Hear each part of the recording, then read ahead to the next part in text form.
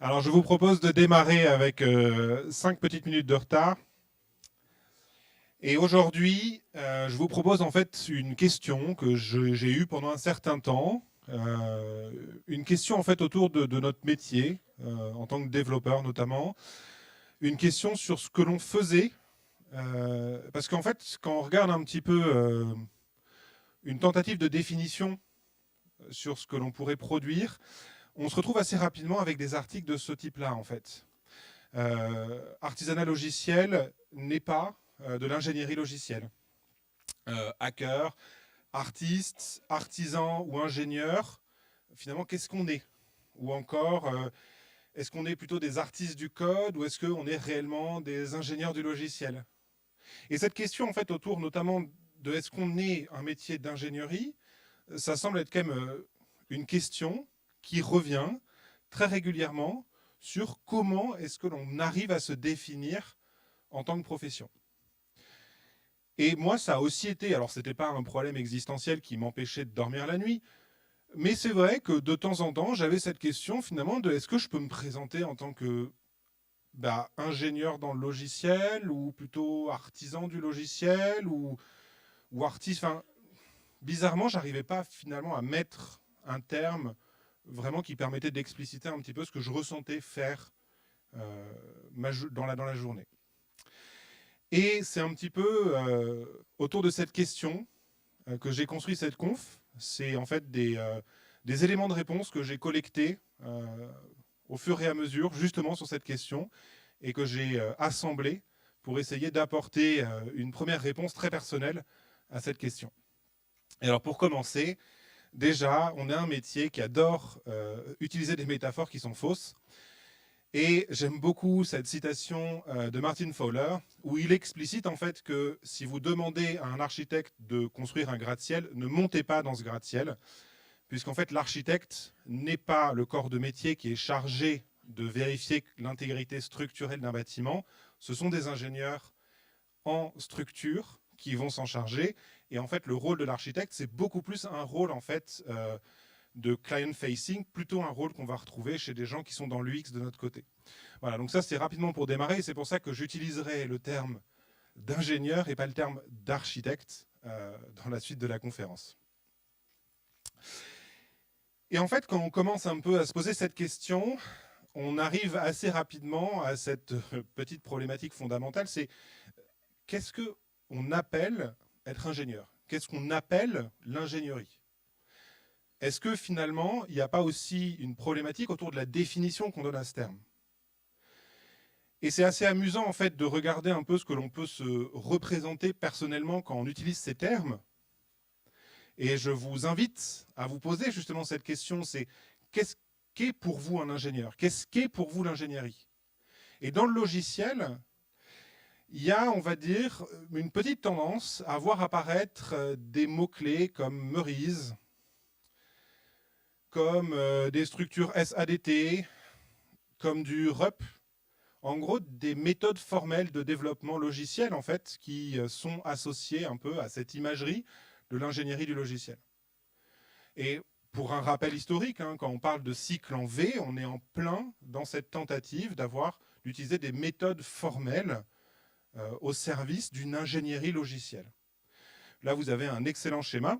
On dirait un peu un schéma des pratiques XP, sauf que là, c'est tout ce qu'il ne faut pas faire dans un projet informatique.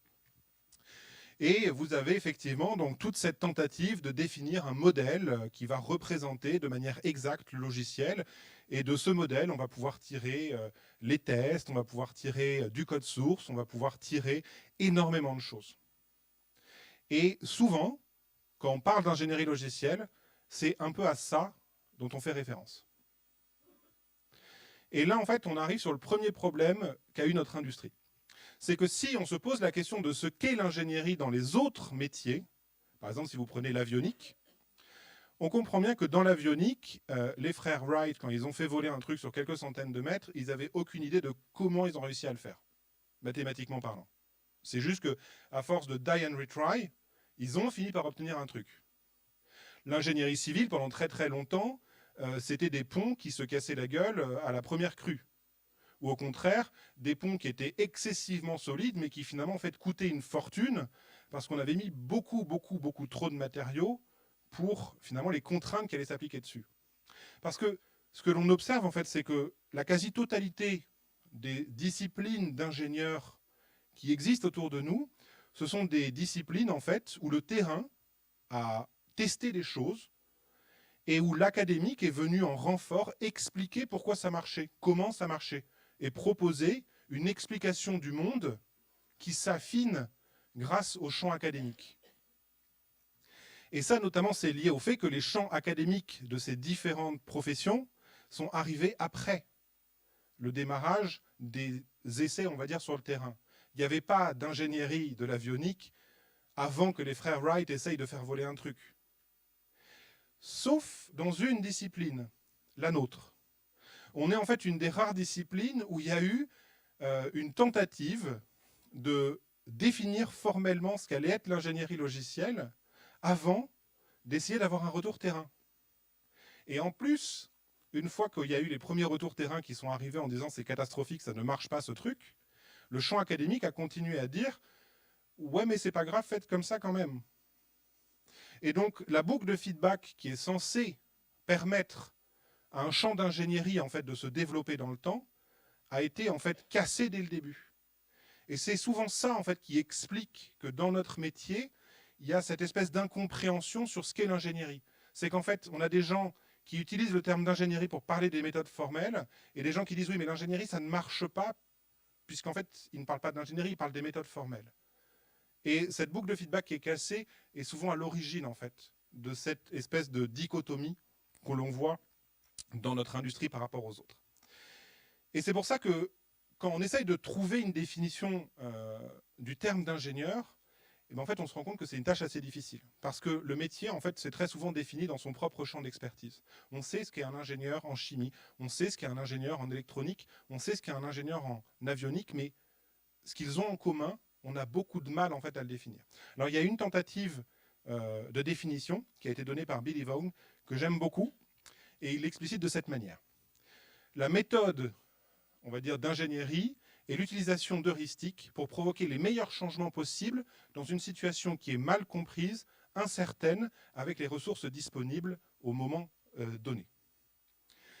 Et donc, déjà avec cette définition, on sent qu'on est quand même très loin des méthodes formelles. On est très loin d'une tentative d'expliciter à l'avance comment un système va se comporter.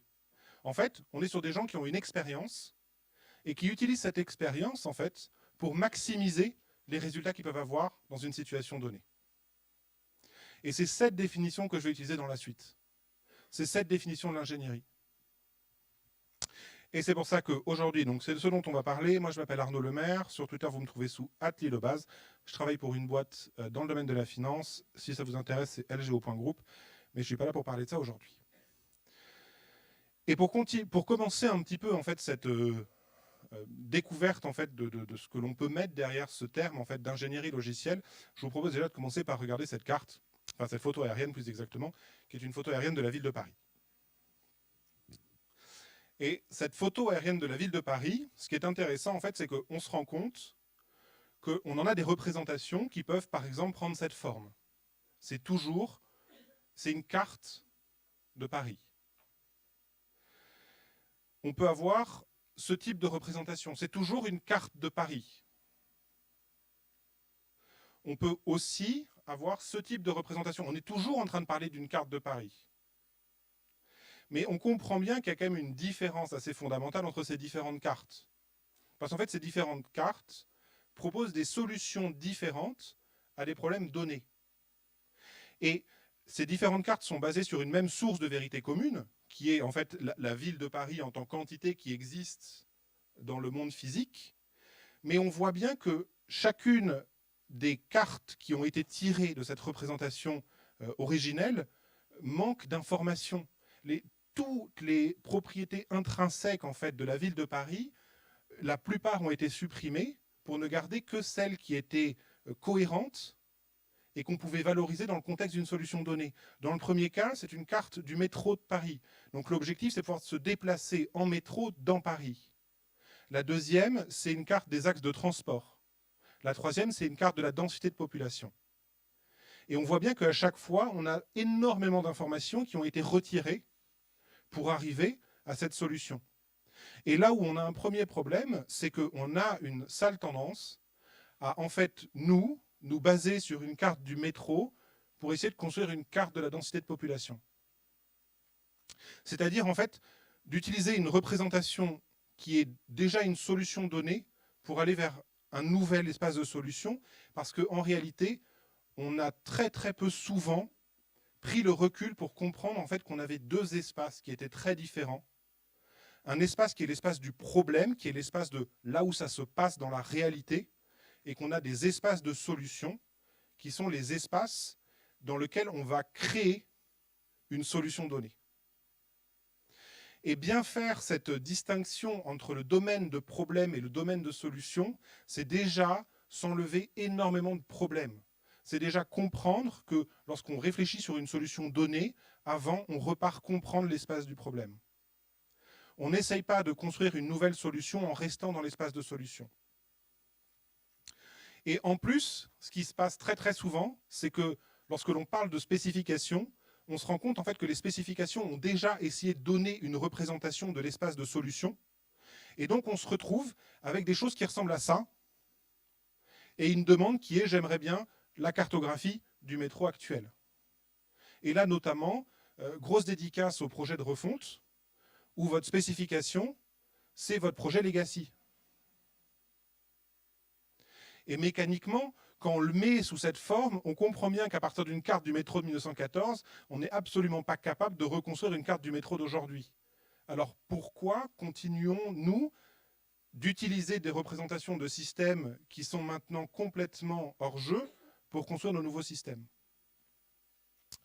Et notamment, en fait, c'est pour ça, c'est de là que vient un peu l'expression « la carte n'est pas le territoire », c'est-à-dire que la réalité n'est pas représentée sur une carte. Moi, je préfère cette citation qui est de Box George dans un papier Empirical Model Building and Response, et qui est basique. Enfin, en général, tous les modèles sont faux, mais certains sont utiles. En gros, à partir du moment où vous avez une carte du métro de Paris, en fait, ça ne représente pas du tout la réalité, c'est faux comme truc. Mais c'est utile, mais ça reste faux. Et donc, on ne peut pas s'en servir pour raisonner sur l'origine et sur le réel, en fait, que c'est censé représenter. Et il y a une deuxième citation qui, je trouve, l'accompagne assez bien, dont je ne connais pas l'auteur, c'est que les modèles sont inutiles, mais la modélisation est sans doute l'activité la plus importante que l'on pourrait avoir. Et pourquoi ça? Mais tout simplement parce qu'en fait, les modèles vont périmer dans le temps extrêmement vite. Surtout dans notre industrie. C'est-à-dire que dans notre industrie, à partir du moment où on a fait un modèle, on sait très très rapidement que par rapport à ce qui va être implémenté dans le système, ça ne va pas ça ne va pas résister à quelques jours de développement. C'est Eisenhower? Merci. Et par contre, l'activité en fait de conception en commun, elle est très très importante. Elle est très importante parce que c'est l'occasion en fait de construire une compréhension commune entre les différentes parties prenantes de l'équipe.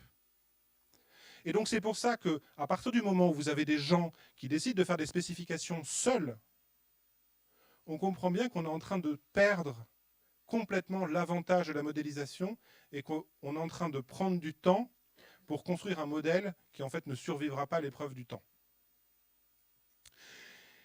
Et justement, si on découpe notre espace dans lequel on évolue entre l'espace du problème et l'espace de la solution, et que donc dans l'espace du problème, on met des choses comme les objectifs que l'on peut avoir en termes business ou fonctionnels, le contexte métier dans lequel on va évoluer, la solution dans laquelle on va exploiter et mettre en production la solution, et que de l'autre, dans l'espace de solution, on a toutes les étapes de conception, de fabrication et de opérationnel, on se rend compte en fait qu'on peut définir l'ingénierie comme étant effectivement ce passage du domaine du problème à l'espace de solution.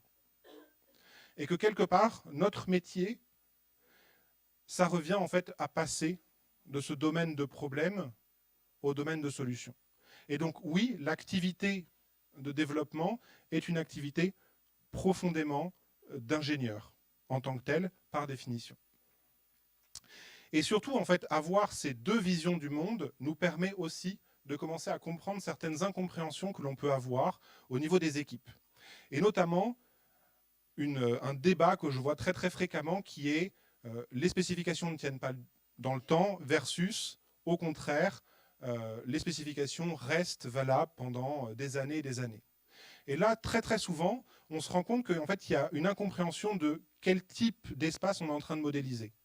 Forcément, l'espace du problème, ça n'est pas un espace qui évolue très très rapidement. Quel que soit le domaine d'activité dans lequel vous êtes, généralement, vous n'avez pas un rythme de changement qui est incroyable. Si vous travaillez dans l'hôtellerie, la manière dont l'hôtellerie travaille évolue, bien évidemment, mais elle n'évolue pas à un rythme qui pourrait être quotidien ou hebdomadaire.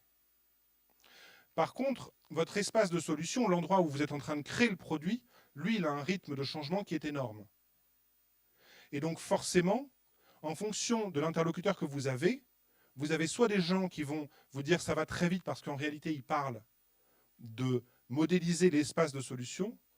Et en face, vous avez des gens qui disent non, non, en fait, on a le temps parce que les choses n'évoluent pas très, très rapidement parce qu'en réalité, ce sont des gens qui parlent de l'espace du problème. Donc oui, vous pouvez passer un certain temps à documenter le contexte business dans lequel vous évoluez, mais ne perdez pas de temps à trop détailler ce que vous allez construire. Et surtout,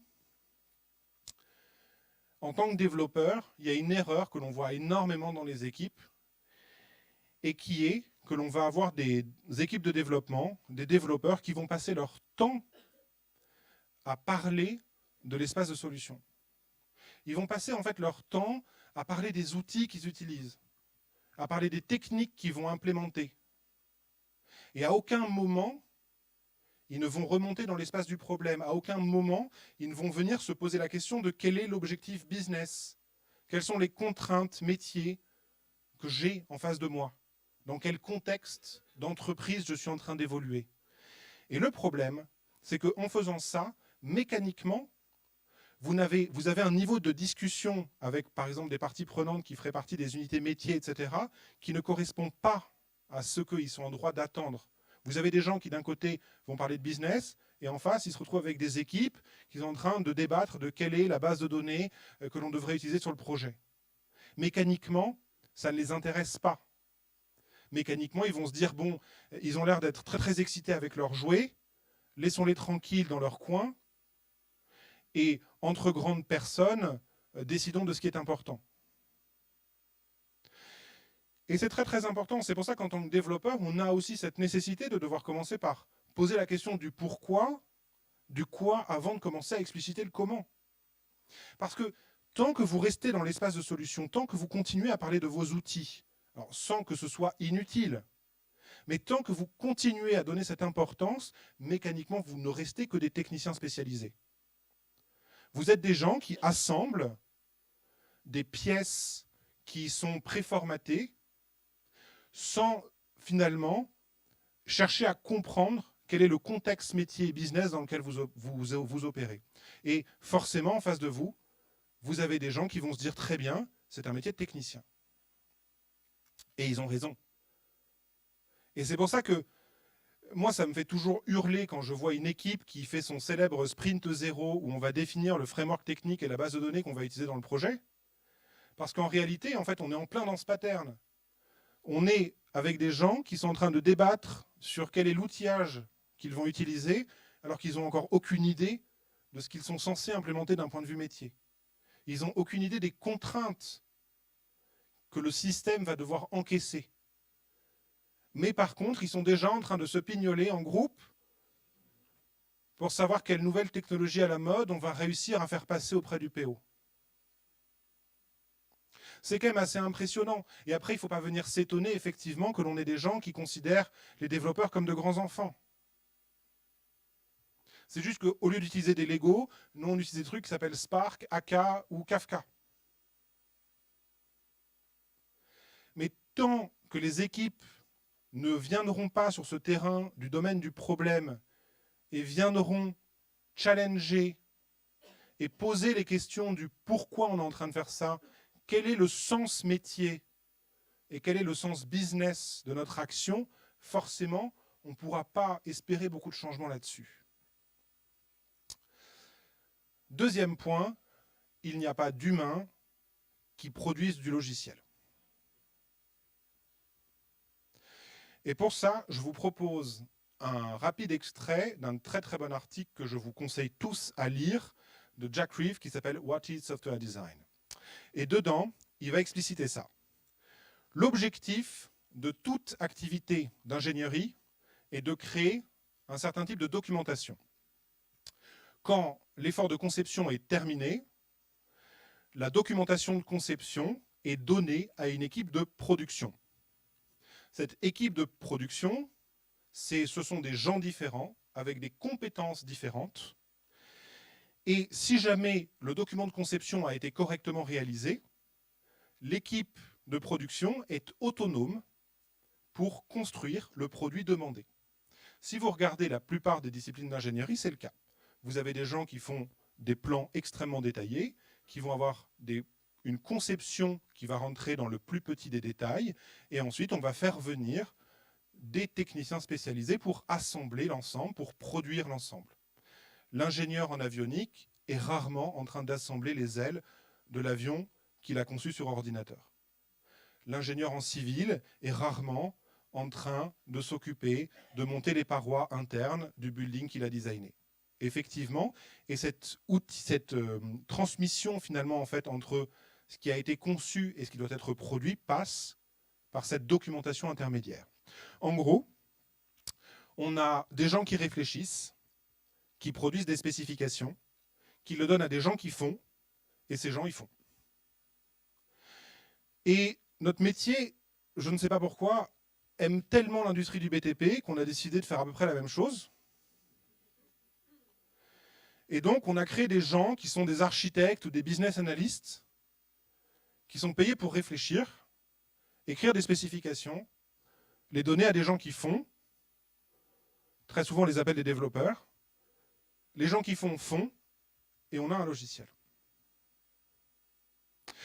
Sauf que la suite de l'article est très intéressante. Il continue en disant, après avoir revu toutes les étapes du cycle de conception du logiciel, il semblerait que la seule documentation de conception qui satisfasse aux exigences d'une documentation de conception en termes d'ingénierie soit le code source en lui-même. Et en fait, quand on lit ça, on se dit, en fait, il n'a pas l'air d'être complètement con. Et en plus, effectivement, si j'envoie à mon client mon code source imprimé sur des feuilles, il risque de ne pas être très très content. C'est comme si le code source n'était pas en réalité l'objet que l'on était en train de fabriquer.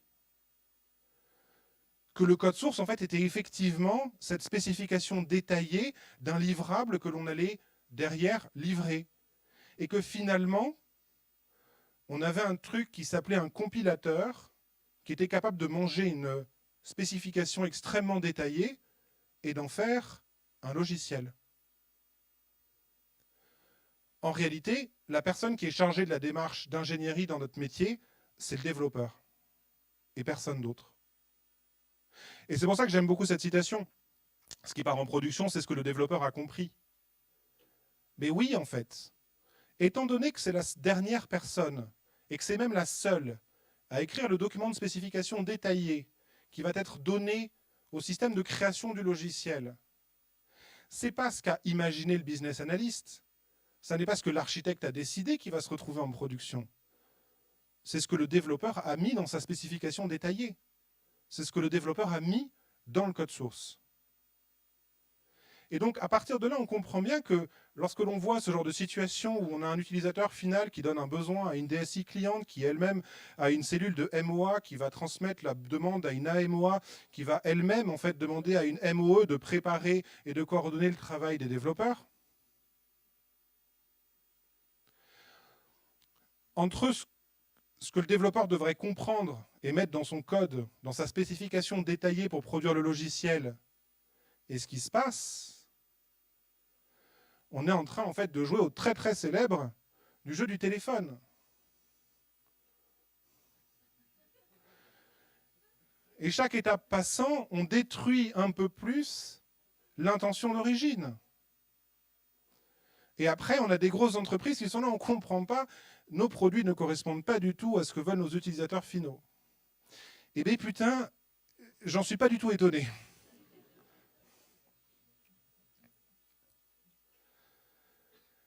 Normalement, le schéma, il devrait ressembler à ça. Alors, ça fait un certain nombre de gens au chômage. Je n'irai pas plus loin là-dessus. Bon, si on considère que le code source, c'est un peu notre source de vérité, si en fait le code source est notre spécification détaillée, on comprend bien que certains corps de métier, qui ne sont pas forcément en capacité de le lire, ont besoin tout de même d'avoir une idée de ce qui a été spécifié. Et c'est là justement où je trouve très intéressant, en fait, grosso modo, tout ce qui est fait autour de ce qu'on appelle la living documentation, qui consiste justement à dire, puisque le code source représente la spécification détaillée du système, au lieu de construire une documentation qui finalement ne représente pas ce qui est implémenté, autant demander au code source de nous fournir des visions différentes de lui-même. Par exemple, si vous avez un département de QA, au lieu de vous embêter à faire des carnets de recettes qui, en fait, ne représentent pas vraiment ce qui est testé, mais simplement qui font plaisir au processus de QA afin qu'il puisse mettre les bons tampons aux bons endroits, vous pouvez tout à fait imprimer le résultat de vos suites de tests. Et si vous avez correctement nommé l'ensemble, si vous avez correctement explicité les différentes étapes et les différents cas d'usage que vous étiez en train de tester, en réalité, vous avez un département de QA qui est plus qu'heureux. Et qui se dit carrément, ils ont pensé à ce cas-là. Et vous pouvez aller encore plus loin, vous pouvez essayer de construire un système où les gens peuvent carrément interagir avec le système sous test afin de pouvoir eux-mêmes vérifier si ce qu'ils pensent que le logiciel devrait faire le fait correctement. Vous pouvez après utiliser plein de techniques pour utiliser le code source comme source de documentation. Et il y a tout un livre qui a été écrit par Cyril Martrer sur ce sujet. Et pour terminer là-dessus, il y a un effort qui a toujours eu lieu et qui est toujours très amusant à observer. Alors, amusant et en même temps désespérant. C'est toutes ces entreprises qui essayent de supprimer le rôle du développeur et de construire un outil pour le métier qui ne serait pas du code. Ou un truc qui permettrait à des gens de sortir un logiciel plus rapidement. Et pour ça, j'aime beaucoup ce que j'ai appelé la Verrais hypothesis. C'est Matthias Verrais qui l'a notamment énoncé, sans forcément que ce soit de lui. Mais il dit n'importe quel outil qui permet à un non-développeur de construire un programme exécutable va toujours finir par devenir suffisamment compliqué pour que l'utilisateur de cet outil devienne lui-même un développeur. Et là, vous retrouvez beaucoup d'outils de gestion de règles internes à des entreprises où en fait vous avez construit votre propre langage, souvent buggé, souvent incomplet, que 3 personnes dans l'entreprise connaissent et dans lequel en fait la plupart du métier est implémenté. Pour continuer sur cette question de ce qu'est l'ingénierie, j'aime beaucoup parler des boucles de feedback. Alors des boucles de feedback, pourquoi? Parce que, encore une fois, nous on a une passion dans l'informatique, c'est d'aller chercher dans le bâtiment ce que le bâtiment fait. Un jour, je me poserai cette question et j'essaierai d'y répondre aussi. Mais en gros, les différentes disciplines d'ingénierie, on peut les mettre sur une échelle qui va des méthodes formelles, ce qu'on va appeler les méthodes, on va dire, définies, jusqu'aux méthodes, on va dire, plus basées sur l'expérimentation. Et là, par exemple, on va pouvoir donc dire l'aérospatial, c'est plutôt un truc où ils ont tendance à faire pas mal de specs avant de faire un truc. Avant d'envoyer une fusée, ils ont tendance à un petit peu se poser la question de ce qu'ils sont en train de fabriquer. Les mecs dans l'aviation aussi, pas mal quand même. On a le civil, Quand on construit un building, il faut savoir, je crois que c'est plus de 80% des ponts s'effondrent pendant la construction. Donc l'avantage, c'est que si normalement le pont, on a réussi à le construire, après il tient. C'est pour ça qu'ils étaient très très étonnés quand le pont de Gênes s'est effondré. Parce que bon, c'est... Et puis de l'autre côté du spectre, on va trouver des gens comme des personnes qui travaillent dans l'électronique ou dans l'électrique, ou notamment les ingénieurs chimistes, qui sont finalement des gens qui vont beaucoup expérimenter. Si jamais vous avez déjà eu l'occasion de travailler avec ce genre de personnes, vous allez souvent les voir. Alors pour l'électronique, ils vont carrément directement simuler les circuits sur un ordinateur, puis ensuite ils vont s'amuser souvent à le faire sur des cartes perforées, puis ensuite ils vont tester plusieurs designs de circuits intégrés. Et finalement, ils ne passent pas énormément de temps en fait, à spécifier ce qu'ils sont en train de faire. Ils posent des trucs, ils savent d'expérience comment assembler un circuit donné. D'ailleurs, c'est très amusant à voir. Hein. Je veux dire, très souvent, ils vont dire, OK, ben, on pose ça, ça va donner ça. En sortie de truc, on pose ça va donner ça. Et à aucun moment, le mec, il est en train de nous faire un diagramme de séquence absolument horrible, quoi. Les ingénieurs chimistes, c'est un peu ça aussi. Si on mélange des trucs, si ça pète pas, plutôt bonne nouvelle. Et quand on manipule des trucs où on sait que ça peut péter, on le fait derrière une vitre blindée. Et donc nous,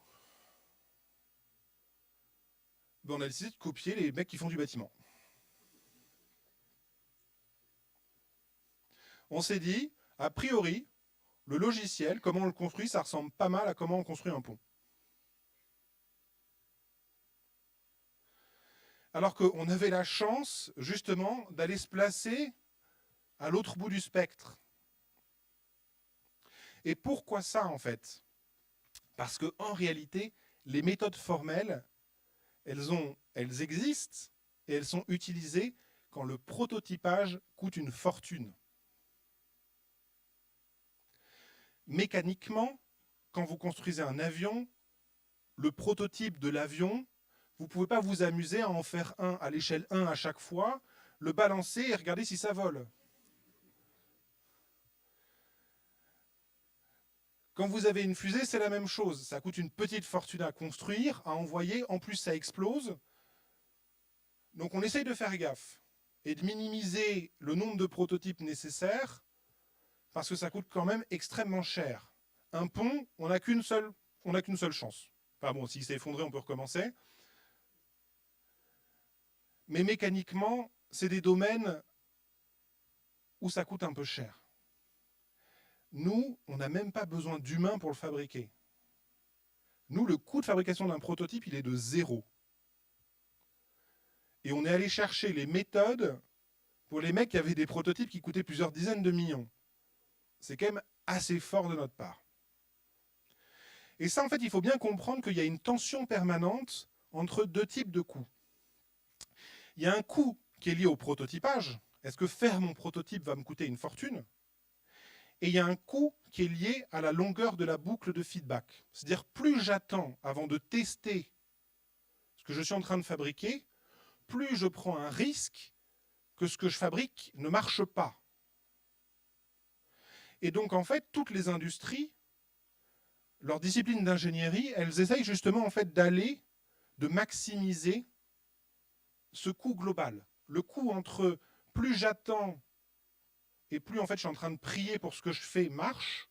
Enfin, je ne sais pas si vous avez déjà vu les mecs quand ils sont en train de poser le tablier central d'un pont, tu vois tout le monde qui prie partout, qu'il n'y ait pas de décalage de 2 cm. C'est un vrai acte, c'est un acte de foi qu'ils sont en train de faire. Quand les premiers appareils sortent en avionique, le pilote d'essai, il prie aussi.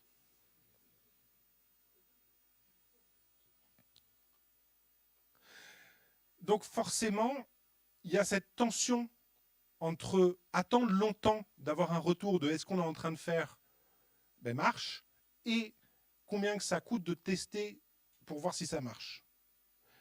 Et chez nous, ça coûte pas grand-chose.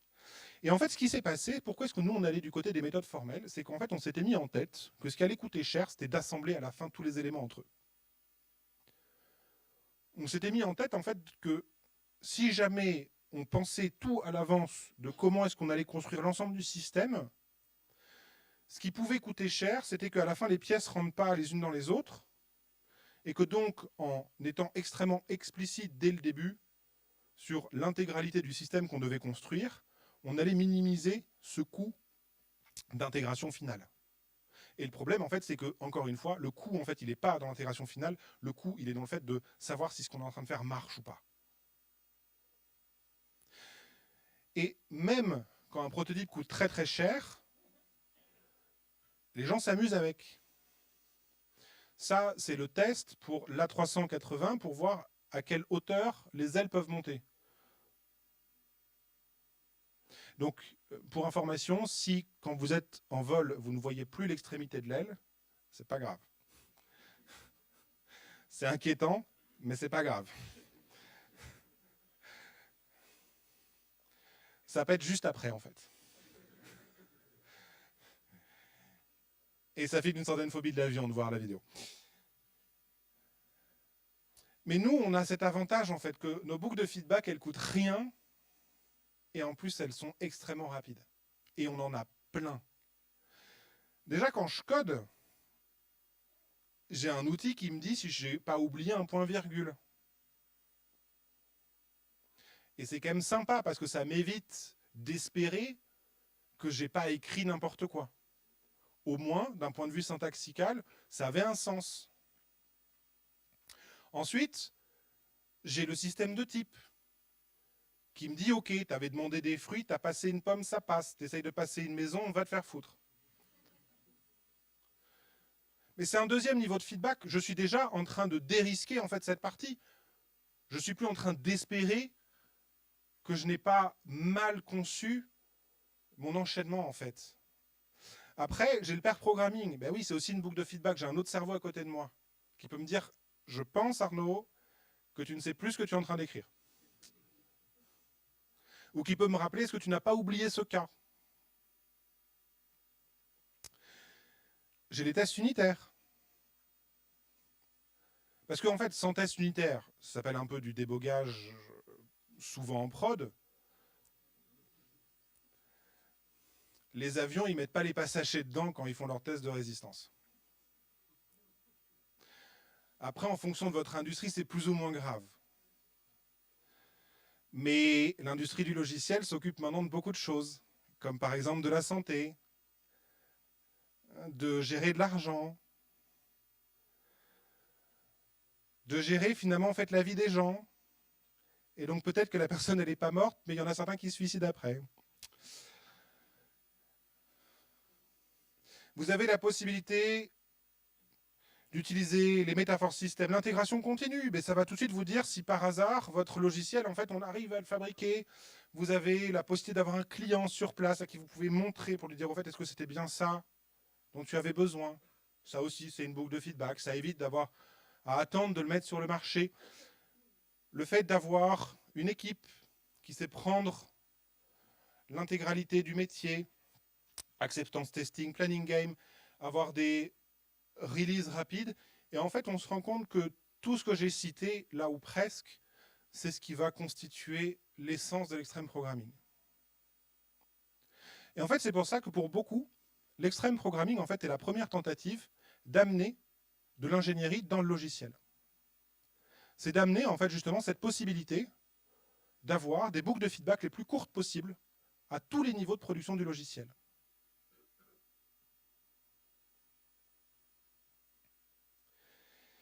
Parce que, encore une fois, ce qu'il ne faut vraiment pas oublier, c'est que ce que l'on produit n'a de la valeur qu'une fois que c'est livré.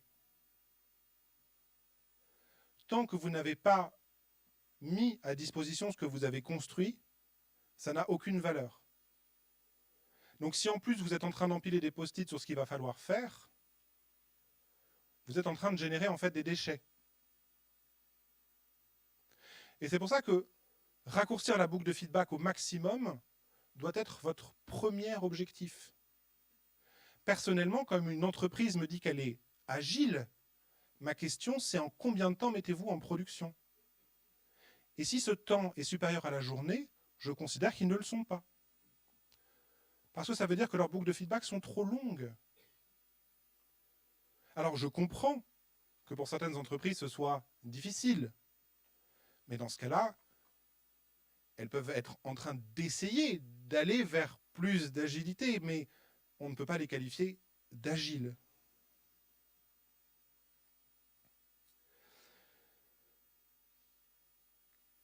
Il y a un autre problème souvent qu'on a, c'est qu'on a tendance à réfléchir à très court terme. Et ça, en termes de décisionnel, c'est assez catastrophique. Un des exemples que j'utilise souvent, c'est ces deux courbes qui représentent la quantité de fonctionnalités que l'on a après une même période de temps. La courbe verte semble beaucoup plus intéressante que la bleue. À la fin du temps donné, on a beaucoup plus de fonctionnalités.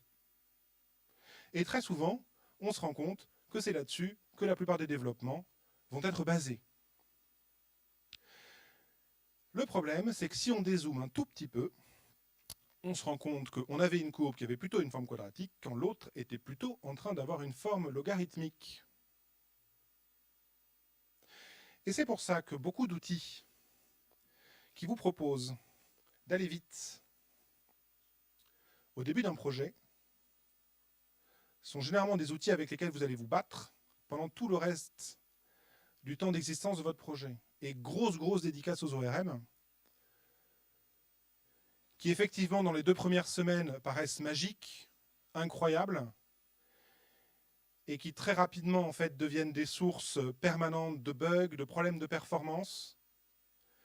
Généralement, après 6 mois, on se rend compte que finalement, il n'y a plus que des requêtes qui ont été écrites en DQL, HQL ou quel que soit le query language de l'ORM en tant que tel. Et la question que l'on a souvent envie de poser à ce moment-là, c'est pourquoi ne les avez-vous pas directement écrits en SQL?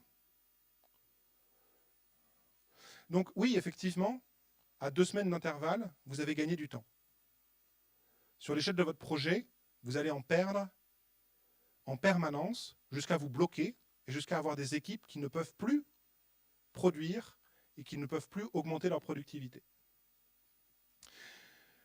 Pareil pour tous les décisions qui sont prises après avoir vu une superbe conférence qui vous expliquait comment on a réussi à refaire Twitter en 20 minutes avec Rails, ou comment est-ce qu'on a réussi à recréer Facebook en l'espace de 40 minutes avec Gipster. On se doute bien que si Twitter pouvait être copié en 20 minutes en utilisant ces technologies, Twitter aurait un peu plus de concurrents aujourd'hui. Et ce qui se passe, c'est que oui, l'outil, dans un certain cadre, dans certains cas d'usage extrêmement simples, va être utile, rapide, mais va rapidement se retourner contre ses utilisateurs et les empêcher finalement d'adapter ce qu'ils sont en train de fabriquer au métier qu'ils devraient implémenter. Et pour illustrer ça, il y a cette citation d'un collègue que j'aime beaucoup, la qualité d'aujourd'hui et la productivité de demain. C'est que si vous n'êtes pas en train d'écrire n'importe quoi aujourd'hui, vous avez une plus grande chance demain, finalement, d'aller beaucoup plus vite. Et que, au contraire, si vous ne faites pas cet effort, eh bien votre productivité va progressivement ralentir jusqu'à devenir quasi constante. Et malgré le nombre de développeurs que vous mettrez sur votre projet, vous n'arriverez jamais à augmenter le fonctionnel que vous produisez. Et c'est souvent pour ça en fait que l'on dit la qualité c'est gratuit. C'est pas que c'est gratuit, mais c'est juste que, à moins que vous soyez une start-up qui a 3 semaines de cash devant elle, vous savez que sur la durée de vie du projet, ce sera remboursé plusieurs fois. Le temps que vous prenez maintenant, d'ici quelques semaines, il vous sera déjà remboursé. Et c'est un effet multiplicateur. Et là-dessus, notamment, il y a ce conseil que je trouve quand même assez intéressant. Et là, je m'adresse à toutes les équipes qui ont décidé d'implémenter une après-midi de refactoring, une journée où on essaye de résorber la dette. C'est qu'en fait, en faisant ça, vous ne vous aidez pas vraiment. En fait, vous vous échinez à intervalles réguliers pour essayer effectivement de rattraper la merde que vous avez pu générer en fait. Mais finalement, ce temps-là ne serait pas-il mieux utilisé à simplement apprendre à ne plus générer de la merde? Au lieu de passer une semaine à rattraper votre dette technique, passez une semaine à apprendre à écrire du code correct. Parce que sinon, vous allez juste épuiser tout le monde. Les PO ou les directions métiers qui se disent « Putain, ils mettent un temps dingue à me sortir de la merde », qui ne marche pas. Et des développeurs qui sont au bord du suicide et dont le seul rêve, c'est d'aller remplir des fichiers Excel pour ne plus avoir à subir le contexte du projet. J'ai toujours eu du mal à comprendre les développeurs qui voulaient devenir chefs de projet, mais après certains projets de TMA, j'ai compris en fait l'intérêt.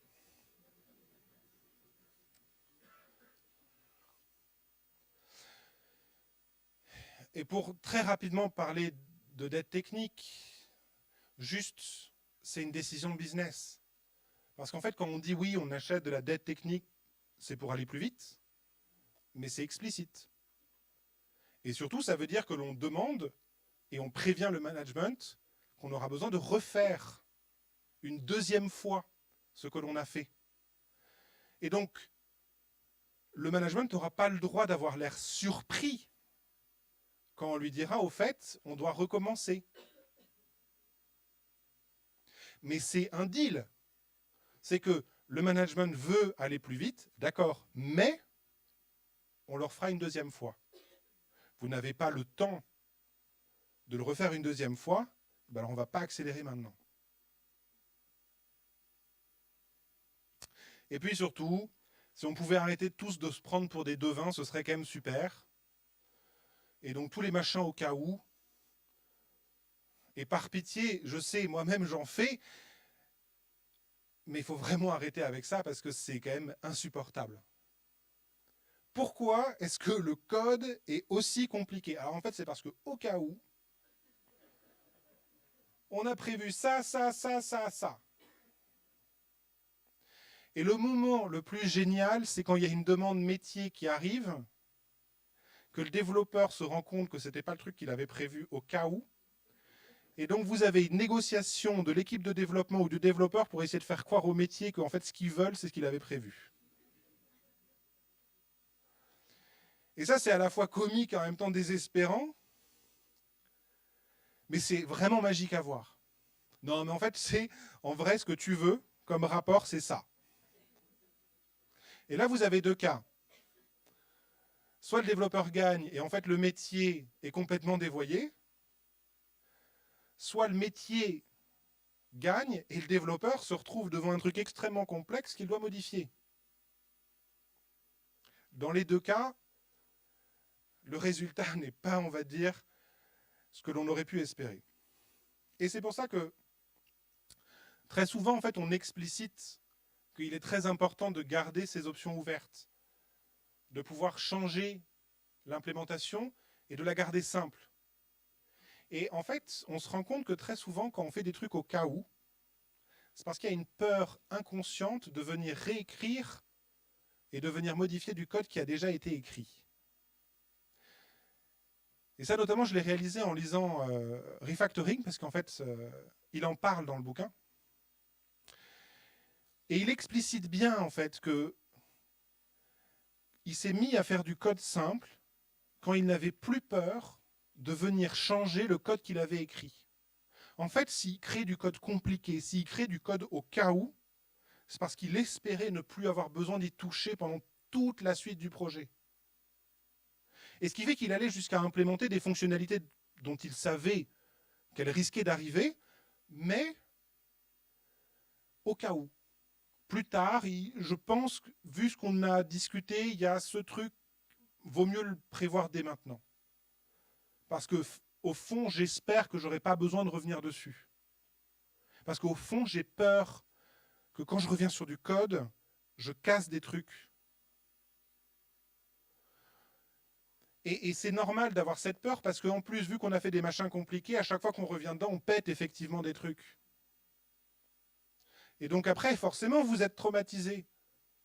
Et forcément, après qu'on s'amuse à créer des trucs monstrueux au cas où, pour ne pas avoir besoin de revenir dans le code. Et ce qu'il explique dans Refactoring, en fait, c'est qu'il a pu se défaire de cette complexité qu'il mettait dans le code à partir du moment où cette peur avait disparu. Et cette peur, elle a disparu parce que, et ben en fait, dès qu'il pétait un truc, il y avait des machins qui lui disaient qu'il y avait un truc qui était pété, et ça s'appelait des tests unitaires.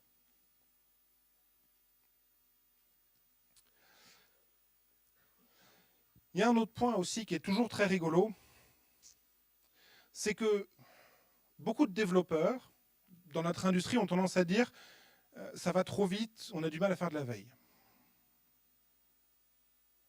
Et là, pareil, ça dépend sur quoi on est en train de se focuser.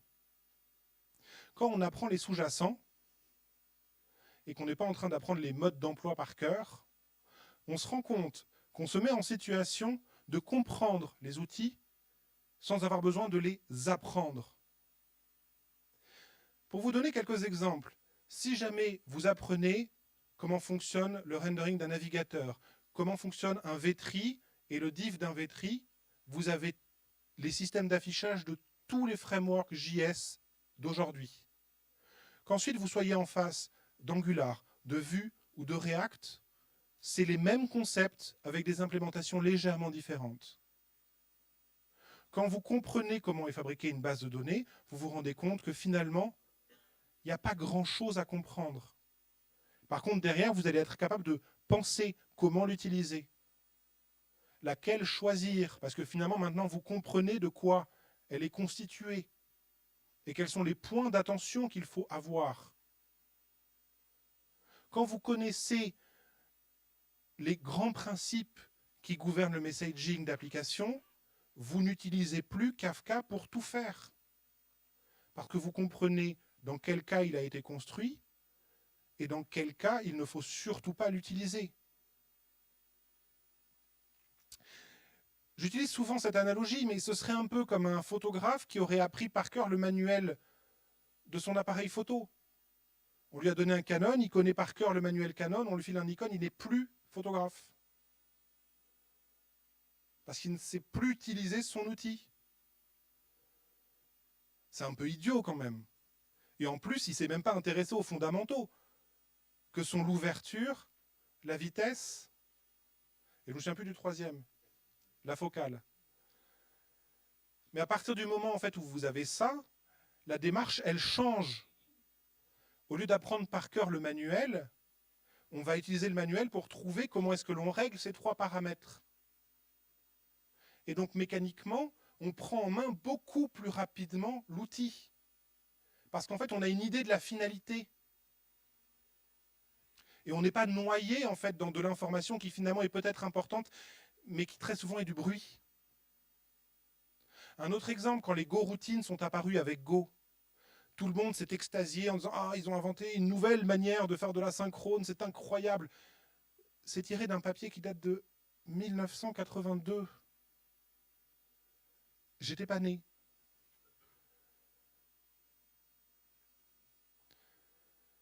Sans vouloir filer un coup de vieux, c'est juste que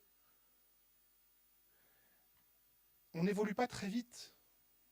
On a des nouveautés, bien sûr, comme toute industrie. Et oui, on a une certaine tendance à avoir plus de nouveautés que d'autres. Mais notre vitesse de changement, elle n'est pas si dingue que ça. Alors oui, vous avez un nouveau framework JavaScript par semaine. Mais je vous garantis qu'ils n'ont pas révolutionné la manière dont on écrit du JavaScript. Comment est-ce qu'on construit une application avec ce langage ou cette stack technique?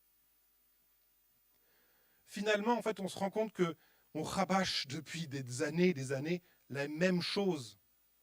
Vous devriez construire des systèmes qui n'ont qu'un seul objectif et qui sont composés de composants qui sont faiblement couplés. Et finalement, en fait, c'est ce que l'on demande depuis 98, depuis 2018, et qu'on continue à dire, en fait. Les principes sous-jacents sont les mêmes. Et la question maintenant, c'est avec mon outil, comment est-ce que j'arrive à ce résultat?